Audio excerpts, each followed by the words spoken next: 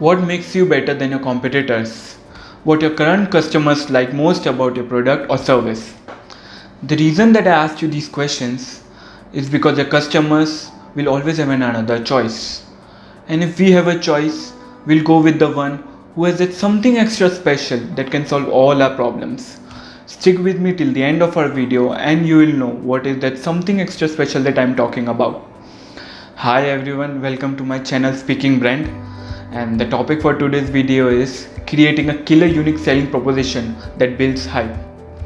So let me start by asking you the most common question: how is your product or service different from your competitors?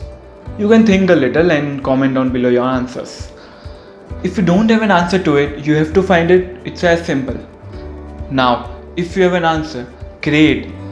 But does your target audience, which is basically your future customers, know that? It's very important that your consumers understand your product or service differentiator, which have been the biggest challenges out for most brands. If you don't communicate that clearly to your target audience through all the marketing content you create, it won't make a difference. So differentiation becomes your selling point in a competitive marketplace. Now you might be wondering, what is a USP of a brand?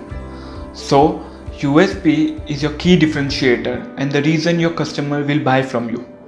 Specific marketing offers like any discount offer that you see, 10% off, 20% off, free shipping or 24/7 customer service are very common, which you see all around. But that cannot be considered as USP of a brand because they are not unique on their own and anyone can easily copy them. This is something which is mistaken most of the times. Let us understand the importance of having a USP. Suppose you are an athlete and you want to buy a pair of shoes for yourself. Which brand would you choose?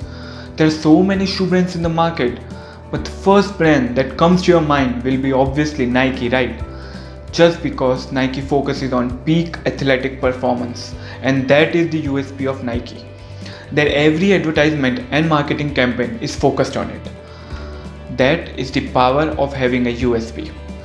Whereas Adidas, which is the most popular brand when it comes to urban sports style, both of them are catering to totally different audiences. The next question in the line is, when do you have a USP? First, unique. If your product offers a solution that no one has ever seen, you have a USP. Second, if you're solving customers' problem, you have a USP. Now comes exclusivity, which is certainly the most interesting part. Which brands come to your mind when you hear the word exclusive? Zara, Prada, maybe Louis Vuitton or Apple. We know that expensive brands are exclusive, right?